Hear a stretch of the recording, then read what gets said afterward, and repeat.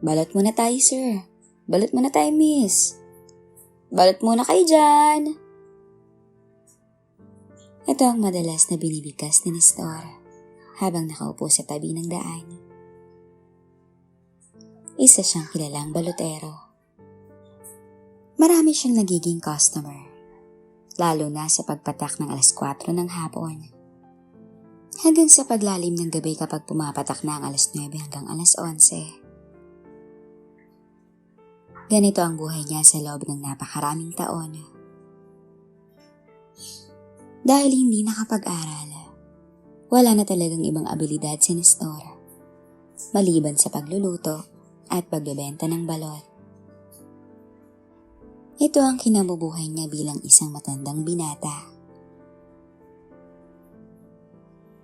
Ang pag-iisa sa buhay ay naghatid sa kanya ng napakalaking kalayaan. Pwede siyang umuwi kung kailan niya gugustuhin. Pwede siyang gumala kung saan-saan nang walang pumipigil sa kanya. Ngunit ang ganung buhay ay napakalungkot. Sobrang lungkot. Bukod sa pagiging taong walang pinag-aralan, ay may isang katotohanang inaamin din si Nestor. Siya ay isang pangit na lalaki. Yun ang naging dahilan kung bakit hindi siya nakapag-asawa sa kanyang palagay.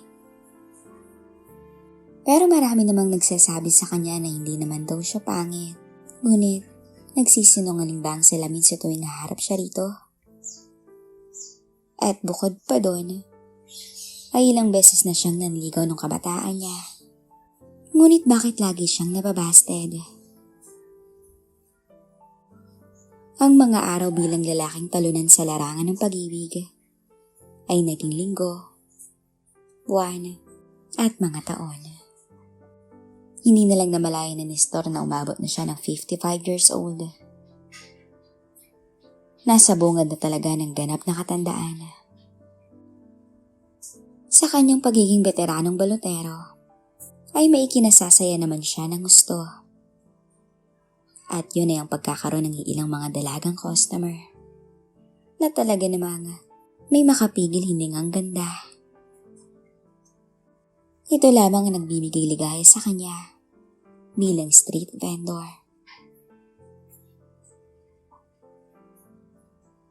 May papalapit na isang babae, isang mestisahin at magandang uri. Nakasando lang to ng itim at nakasuot ng asul na denim shorts. Nakakatukso talaga ang tindig at alindog nito.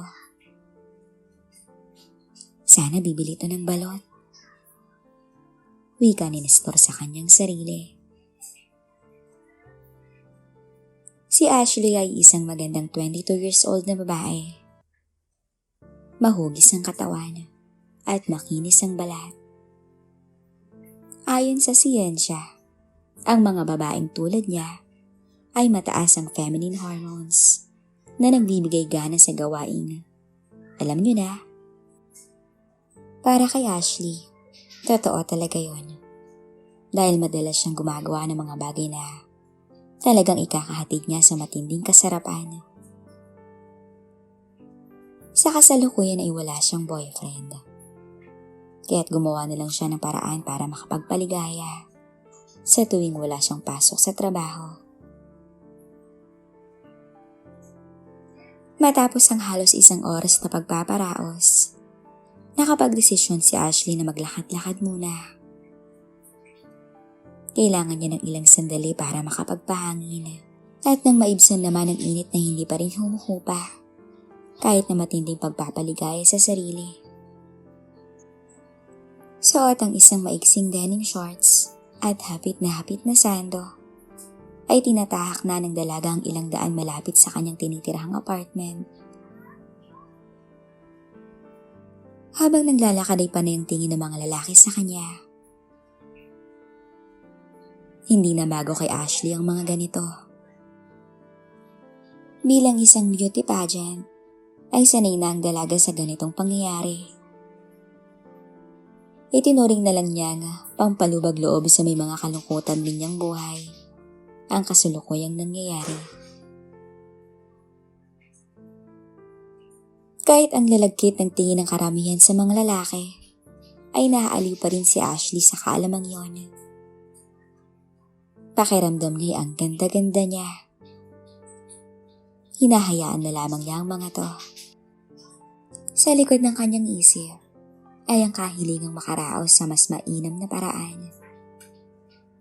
Ang magpaligaya na may kasamang iba. Ngunit kanino? Hindi naman pwede sa kung sino-sino lang. Kung tutuusin, pwedeng-pwede naman yun. Ngunit kailangan niyang pag-isipang mabuti kung sino sa mga lalaking nangangarap ng gising ngayon upang siya'y maangkin. Pinagala niya ang kanyang paningin at pinag-aralan niya ang kanyang mga pagpipilian. May ilang lalaking may itsura, ngunit may mga kasamang babae. Mga girlfriend ng mga to, mga babaeng yun malamang. Napatingin siya sa ilang mga lalaki na itsura pa lang ay di mo na mapagkakatiwalaan. Kung pagbibigyan niya ang mga to, malamang magyayabang to sa mga kakilala at kaibigan na naka-score sa kanya. Hindi rin pwede. Masisira ang kanyang reputasyon. Hanggang sa may nakita si Ashley na isang matanda na nagtitinda ng balot sa daan. Sa tansya niya ay halos nasa 60 years old na ang lalaki. Ito kaya? Sa isip-isip ni Ashley. Ngunit agad niyang isinantabi ang ideyang yon. Ang magandang ako? Makikipaglaro dyan sa matandang yan? Bulong niya sa kanyang sarili. Ngunit agad din naisip ng dalaga ang malaking advantage kung ang matandang ito ang pipiliin niya. Malamang konti lang ang kaibigan nito at wala tong ganong mapagsasabihan. At kung meron man, ay walang maniniwala. Napangiti si Ashley at tuluyan ng lumapit sa matanda. Manong, pabili nga po ng isa. Wika niya rito. Agad na binuksan ng matanda ang takip ng tinutulak-tulak na kariton ng balot at kumuha ng isang piraso galing doon. Nang nasa kamay na ni Ashley ang balot, itong binalataan. Naisip ni Ashley na bigyan na ng biyaya ang palagay ni malungkot na lalaking to. Hindi na siya nagpigil pa at dinila-dilaan agad ang balot na hawak habang tinititigan ang mukha ng matanda. Napangiti ang matanda sa kanya. Halatang kinakabahan at medyo nahihiya. Hindi siya makapaniwala siguro na tinititigan siya ng isang napakaganda at napakasexing dalaga. Ang sarap ng balot niyo, Manong. Wika nito. Hindi naman makasagot ang matanda. Pangiti-ngiti lamang ito. Hindi pa rin niya mabatid na inaakit nga siya ng isang dalagang customer. Hanggang sa ilang sandali pa, ay naglakas loob na rin si Ashley na alokin na ang matanda na makipaglaro ng apoy sa kanya. Manong, gusto mo bang gawin ko sa inyo to? Diretsahang wika ng dalaga. Napanganga naman ang matanda at lalo pang natulala. Kaya nagpatuloy pa si Ashley. Tama ang narinig niyo, Manong. Alam kong init na init ka na sa akin. 15 minuto na ang nakaraan. Simula nang iwan ni Ashley ang matandang lalaki sa tabi ng daan. Ngayon ay nasa loob na siya ng isang lumang gusali na pag-aari ng kanilang pamilya. Matagal na ring hindi nagamit ang lugar na ito. Ngayon, gagamitin niya ang espasyong nandito para makipaglaro sa isang matanda na hindi naman niya kilala. May pagkaamoy lupa ang itsura ng lalaki. At inaamin ni Ashley, may kapangitan ang itsura nito. Ngunit hindi niya yun iniinda. Hindi naman kasi mahalaga sa kanya kung pangit ba o gwapo ang isang lalaki. Ang mahalaga ay makakapagbigay ito ng mataas na uri ng ligaya sa kanya. 5 minuto pa lang siya naghihintay rito. Binigyan niya ng direksyon ng matanda. Sana nga lang ay matunto nito ang tamang daanan dito. Ilang saglit pa, nakita na nga niya ang matanda habang papasok sa gusali. Lumungon-lungon to sa paligid na parang isang batang musmos na napaka-inosente kung titingnan. Aalisin ko yung pagiging inosente ng pagmumukha mo, Manong, at papalitan ko yan ng kademonyohan. Wika na magandang dilag. Tumayo si Ashley sa direksyon paharap ng matanda at sinanyasan tong lumapit. Hindi na nag-aksaya pa ng oras si Ashley. Agad to nagtanggal ng nakabalot sa kanya. At napatulala na lang ang matanda. O Manong, tatanga-tanga ka na lang ba dyan? Sabi niya rito. Napalunok ng kanyang laway ang lalaki. At nag-umpisa ng humakbang. Lumapit na to at naglakbay na ang mga kami nito sa magandang dilag. Hinayaan pa ng dalaga ang matanda ng ilan pang minuto. Ngunit parang nahihiya pa rin to. Kung kaya naman, mismong si Ashley na ang nagtrabaho. Agad niyang sinunggaban ng nasa ibaba ng matanda. At ito ang kanyang ikinagulat. Kahit na may edad na kasi ang lalaki, ay may pagmamalaki pa rin to. Hindi naman maipaliwanag ng matanda ang sayang nararamdaman. Hindi niya lubos akalain na mangyayari ang mga to sa kanya. At ilang sandali pa, ipinasok na ng matanda ang kaligayahan ng magandang dilag. Napapatili na lang si Ashley sa bawat ulos na ginagawa sa kanya. Kahit na amoy lupa at matanda na, ay matindi pa rin to magpaligaya.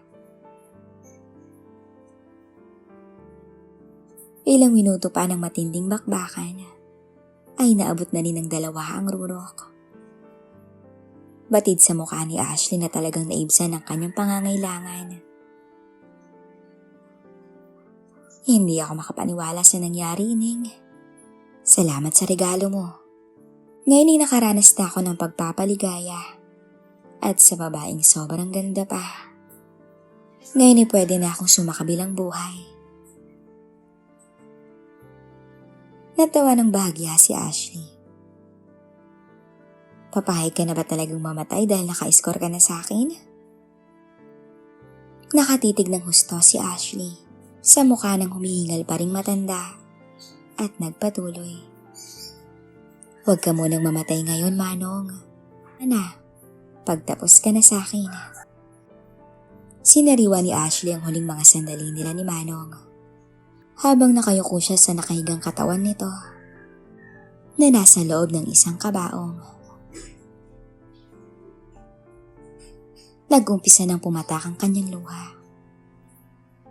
Parang gusto niyang sumpain ang sarili nang maalalang nagbiro pa siya kung handa na talagang mamatay ang kaibigan niyang to. Kung pwede lang sanang sabihin niya na nagbibiro lang talaga siya nang sabihin niyang yon. Kung pwede lang sana. Nilapitan siya ng isang maedad na babae. Hinawakan nito ang kanyang balikat at nagsabi ng, "Huwag ka nang malungkot, miss. Nahuli na kasi ang lasengong driver na nakabundol sa kapatid ko." Umiiyak man, ay nakuha pa rin ngumiti ni Ashley. Masaya siya na kahit papano, nahuli na rin ang salarin sa pagpanaw ng lalaking to na naging kaibigan niya sa isang pagkakataon. Masaya siya na kahit papano, ay nabigyan niya ng ligayang napakalungkot na buhay nito bilang isang veteranong balotero.